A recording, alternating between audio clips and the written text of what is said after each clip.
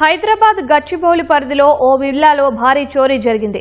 ఇందుకు సంబంధించిన మరింత సమాచారం మా ప్రతినిధి శ్రీనివాస్ ను అడిగి తెలుసుకుందాం. శ్రీనివాస్, ఎంత మొత్తం చోరీ జరిగింది? పోలీసులు దర్యాప్తు చేపట్టారా?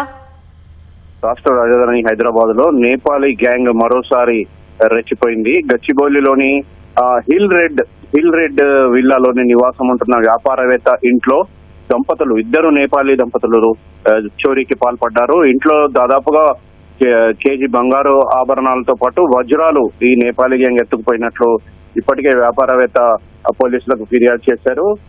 ఇంట్లో పనిచేసే నేపాల్కి చెందిన భార్యాభర్తలే ఈ చోరీకి పాల్పడినట్లు పోలీసులు భావిస్తా ఉన్నారు.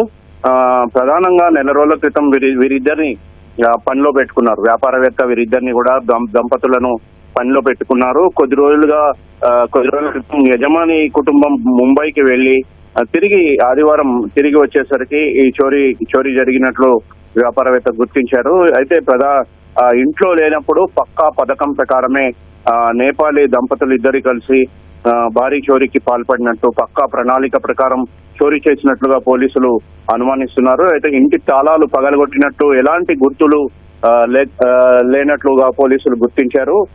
పూజా గదిలోని విగ్రహానికి ఉన్న బంగారు గొలుసుతో పాటు ఇతర ఆభరణాలు కూడా మాయమైనట్లు పోలీసుల దర్యాప్తులో తేలింది. ప్రస్తుతం సీసీటీవీ దృశ్యాలను అయితే పోలీసులు పరిశీలిస్తున్నారు. రంగంలోకి ప్రత్యేక బృందాలను దించారు. నేపాలీ భార్యాభర్తలను పట్టుకోవడానికి ప్రత్యేక బృందాలను రంగంలోకి దించారు. ప్రస్తుతం అయితే కేసు నమోదు చేసుకుని పోలీసులు లోతుగా దర్యాప్తు చేస్తున్నారు. ధన్యవాదాలు శ్రీనివాస్.